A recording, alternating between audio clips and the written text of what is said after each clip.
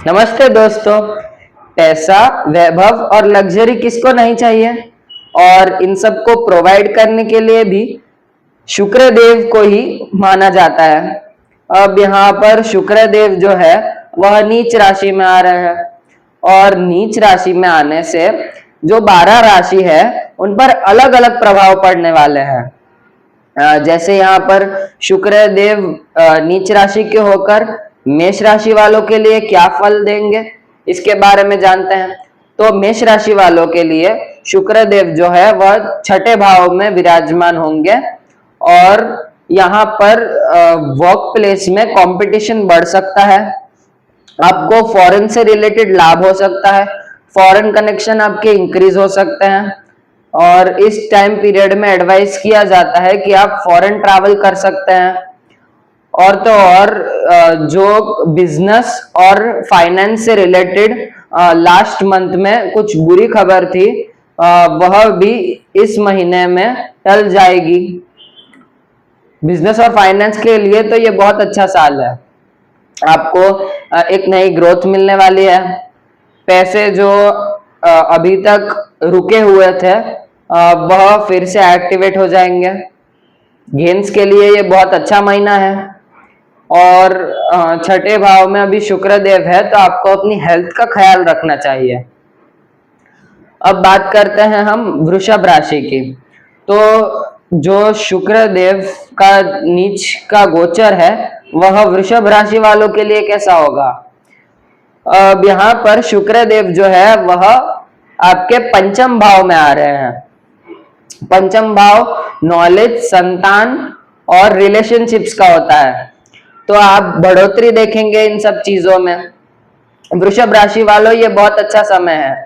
आप अच्छी रिलेशंस बना सकते हैं लोगों के साथ और जो आपके चाइल्ड है आप देखेंगे कि वो बहुत अच्छे से ग्रोथ कर रहे हैं। यहाँ पर आपको पूर्व पुण्य मिल रहे हैं। आपने जो अच्छे काम किए थे उसका आपको फल मिलेगा। यहाँ पर आप देखेंगे कि आप जो इमोशनली रिलेशनशिप से अटैच थे अब आप धीरे धीरे प्रैक्टिकल हो रहे हैं। आप ग्राउंड से रिलेटेड कुछ कार्य कर रहे हैं। आप धीरे धीरे ग्राउंडेड हो रहे हैं। तो आपको ये एडवाइस किया जाता है कि इस महीने में आप जितना प्रैक्टिकल रहेंगे उतना आपको अच्छे अच्छे लाभ मिलते जाएंगे। और तो और ये जो टाइम पीरियड है यह गेम्स के लिए बहुत अच्छा है क्योंकि यहाँ पर शुक्र देव जो है वह अपनी उच्च की दृष्टि आपके गेम्स पर डाल रहे हैं। आपकी कोई एक अपूर्ण इच्छा है वो जरूर पूरी करेंगे शुक्र देव। अब हम बात कर लेंगे मिथुन राशि की। तो मिथुन राशि के जातकों, आपके लिए शुक्र देव का जो गोचर रहने वाला है वह चतुर्थ भाव में होगा। अब इससे हमें ये पता चलता है कि आपके कोई भी अनफुलफिल्ड जो प्रॉपर्टी या व्हीकल के डिजायर है वो पूरे होंगे। और अगस्त 1 से लेकर सितंबर 2 तक आपको अपनी मदर की हेल्थ का ख्याल रखना चाहिए। आपको फैमिली में इश्यूज नहीं क्रिएट करने चाहिए। आपको ये जरूर ध्यान देना चाहिए कि फैमिली में पीस मेंटेन हो। और इस समय यदि आप लॉन्ग ट्रेवल्स न करिएगा तो ही ज्यादा अच्छा है क्योंकि यहाँ पर शुक्र देव जो आपके 12वें भाव के स्वामी हैं वह यहाँ पर नीच राशि में आ रहे हैं। तो इससे आपको बुरा प्रभाव भी हो सकता है यदि आप ट्रैवल करें तो। मेरी तो एक ही एडवाइस रहेगी आपसे कि आप घर पर रहिए और घर में आप सुरक्षित रहिए। और अगर कोई वाहन खरीदने का चांस बने तो उसे मिस न करिएगा। अब हम बात करेंगे कर्क राशि की।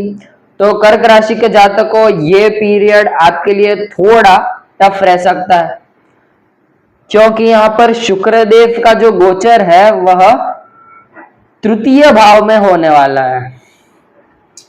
तृतीय भाव यानी कि सिबलिंग्स का भाव, नेटवर्किंग और शॉर्ट ट्रैवल्स और मेहनत का भाव होता है। पराक्रम देखा जाता है इससे। अब यहाँ पर आपका पराक्रम आपको ऐसा लग रहा है कि कम हो रहा है। पर्सनालिटी में ग्रोथ कम हो रही है। आपको ऐसा लग रहा है कि सिबलिंग का ज्यादा सपोर्ट नहीं है मुझे, आपको नेटवर्किंग के क्षेत्र में भी कुछ अच्छा परिणाम नहीं मिल रहा है, और तो और तृतीय भाव जो है वह न्यू बिगिनिंग्स का भी होता है। तो आपको ऐसा लग सकता है कि कुछ नया काम करूं, लेकिन रुक जाइएगा, इस टाइम पीरियड में तो आपको ये रिस्ट्रिक्ट ही करना चाहिए कि आप कोई नया काम करें। जो आप पुराना काम कर रहे थे उसमें आप लगे रहिएगा, उसमें आपको सफलता जरूर मिलेगी। यहाँ पर पिता का आशीर्वाद बरकरार रहेगा, भाग्य जो है वह आपका बहुत साथ देने वाला है। तो यही मोटे मोटी जानकारी है कर्क राशि वालों के लिए। अब बात करते हैं कि सिंह राशि वालों के लिए ये जो वीनस का ट्रांजिट है यह कैसा रहने वाला है। तो सिंह राशि के जातकों को जो सेकंड हाउस में वीनस का गोचर हो रहा है वह बिजनेस के लिए तो बहुत अच्छा है, आपको गेन्स हो सकते हैं, लेकिन आपको अपनी हेल्थ का ख्याल रखना चाहिए, आपको रूटीन मेंटेन करनी चाहिए। आप देख सकते हैं कि अभी आपके रूटीन में कुछ बदलाव हो रहे हैं जो अनएक्सपेक्टेड हो सकता है। गेंस के हिसाब से तो ये अच्छा महीना है, बट आपको ये याद रखना चाहिए कि वाणी के भाव में आकर शुक्रदेव नीच के हो रहे हैं, मतलब कि आप कोई हार्श वर्ड्स का प्रयोग न करिएगा। इस टाइम पीरियड में आप देख सकते हैं कि आपके ऐसे योग बन रहे हैं कि आपको हार्श वर्ड्स यूज करने पड़ रहे हो, लेकिन आपको थोड़ी देर के लिए स्टेबल रहना चाहिए और ये सोचना चाहिए कि मुझे हार्श वर्ड्स का यूज करना भी है या नहीं। इस बात का चिंतन जरूर करिएगा और हेल्थ का ख्याल रखिएगा। बाकी ये टाइम पीरियड फेम भी आपको दिला सकता है, क्योंकि यहाँ पर शुक्र देव जो है वह आपके दशम भाव के भी स्वामी है, मतलब करियर और फेम के रिलेटेड भी यह साल अच्छा जाए, ये महीना अच्छा जाएगा। अब यहाँ पर हम कन्या राशि की बात कर लेते हैं। तो अगर कोई राशि है जिसको इस गोचर से सबसे ज्यादा फायदा मिलने वाला है तो वह बस एक राशि है, कन्या राशि। कन्या राशि में शुक्र देव जो है वो प्रथम भाव में आ रहे हैं। अब आपको जो वैवाहिक सुख है वह अवश्य मिलेगा, आपकी जो कामनाएं हैं उनकी पूर्ति शुक्र देव अवश्य करेंगे। यहाँ पर आपके पैसे कहीं रुके हुए थे तो वो आपको अवश्य मिल जाएंगे। इस टाइम पीरियड में आप ये देखेंगे कि आप अपनी पर्सनैलिटी को इम्प्रूव करने में ज्यादा ध्यान दे रहे हैं, आप खुद के बारे में विचार कर रहे हैं, आप अपना मनोबल बढ़ा रहे हैं, और शुक्र देव यहाँ पर आकर आपके भाग्य को भी अच्छा करेंगे, जिससे आपका अटका हुआ काम सारा चलने लगेगा। अब ये तो बहुत अच्छी अच्छी बातें हो गई, अब कुछ बुरी बातें भी कर लेते हैं। तो यहाँ पर तुला राशि के लिए शुक्र देव जो है वह अपने द्वादश भाव में आ रहे हैं। द्वादश भाव मोक्ष का भाव है, एक्सपेंसेस का भाव है, स्लीप डिस्टर्बेंस, तो ये सारी समस्याएं तुला राशि वालों को इस महीने हो सकती है। ऐसा हो सकता है कि नींद नहीं आ रही, क्या करूं, और एक्सपेंसेस बढ़ रहे हैं, इस पे मेंटेन नहीं हो रहा है। तो आपको ये महीने आपको यह ध्यान रखना चाहिए कि आपको अपने एक्सपेंसेस को कंट्रोल करके रखना है। आपको ये भी ध्यान रखना है कि आपकी जो पुराने हेल्थ इश्यूज है वह इस टाइम पीरियड में वापस ना आए। इसके लिए आप एक रूटीन मेंटेन कर सकते हैं, एक डाइट चार्ट बना सकते हैं जो आपके लिए मददगार हो। और द्वादश भाव में वीनस है, इसके लिए मैं यही करूंगा कि आप फॉरेन ट्रैवल्स नहीं कीजिएगा इस समय में, तो ही आपके लिए अच्छा है। तो ये थी मोटी मोटी जानकारी तुला राशि वालों के लिए। अब हम बात करेंगे कि वृश्चिक राशि वालों के लिए ये शुक्र का गोचर कैसा होने वाला है। तो वृश्चिक राशि वालों, ये शुक्र का गोचर आपके लिए बहुत अच्छा साबित होगा, क्योंकि शुक्र देव जो है वह आपके 12th हाउस के स्वामी है और अभी 11th हाउस में है। तो आपको फॉरेन ट्रैवल का योग हो सकता है, अब आपका कोई फॉरेन कनेक्शन बन सकता है, आपकी एक जो डिजायर्ड विश है वह इस साल शुक्रदेव जरूर पूरा करेंगे। और उच्च की दृष्टि विद्या के स्थान पे है, रिलेशनशिप के स्थान पे और संतान के स्थान पे है। जिनको बेबी कंसीव करने में इश्यू हो रहा था उनको यह इश्यू से राहत मिलेगी। और जो रिलेशनशिप के लिए ये टाइम है, यह सबसे बेस्ट टाइम है। इस महीने में आप देखेंगे कि रिलेशनशिप जो थी वह बहुत अच्छी हो गई है आपके पार्टनर के साथ, और आपकी कोई भी एक ऐसी इच्छा थी वह पूरी करेंगे शुक्रदेव। अब हम धनु राशि की बात कर लेते हैं। तो धनु राशि के जातकों, अभी शुक्रदेव जो है वह आपके दशम भाव में होंगे। अब जो उच्च की दृष्टि है वह आपके चतुर्थ भाव में डालेंगे। तो अभी आपको बहुत स्ट्रगल करना पड़ रहा था करियर में, तो मुबारक हो, आपको इससे राहत मिलेगी, गेम्स में सफलता होगी, आपको होम कंफर्ट मिलेगा। कोई प्रॉपर्टी का योग नहीं बन रहा था तो मुबारक हो, इस बार प्रॉपर्टी का योग भी है। आप कोई वाहन लेना चाहते थे तो वाहन भी मिलेगा आपको। आपको अपना मन चाहा कोई भी करियर में सक्सेस का मार्ग भी मिल सकता है। तो ये थी मोटी मोटी जानकारी जो धनु राशि में कैसे रहने वाला शुक्र का गोचर।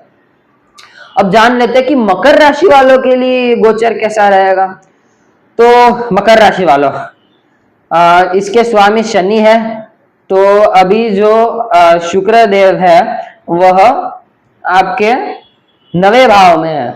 9वें भाव में शुक्र देव जो है वह भाग्य को एक्टिवेट करने का काम करते हैं। आपका कोई भी भाग्य से जुड़ा काम जो नहीं हो रहा था वह भाग्य से पूरा होगा।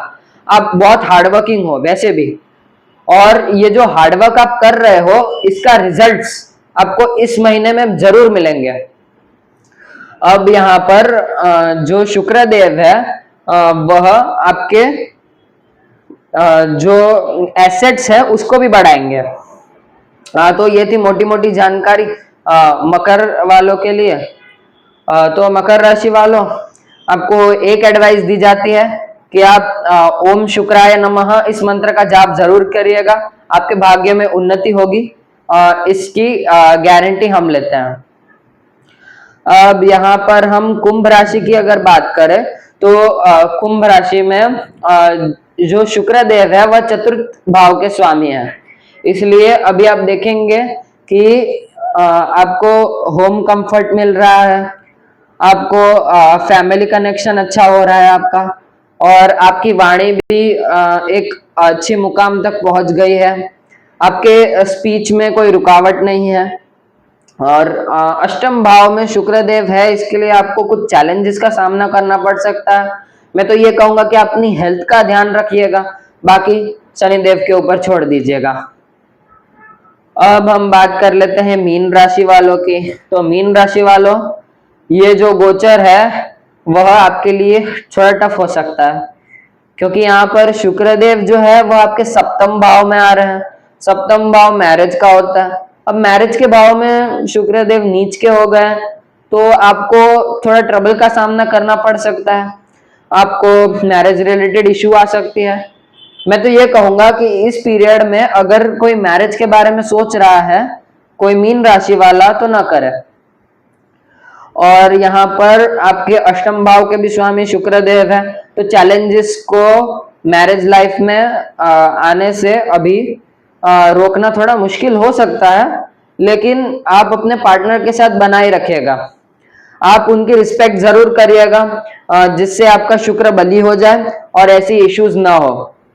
तो आपको यह वीडियो कैसी लगी हमें कमेंट्स में जरूर बताइएगा, और ऐसी ही इंफॉर्मेटिव वीडियोस के लिए हमसे जुड़े रहिएगा। धन्यवाद।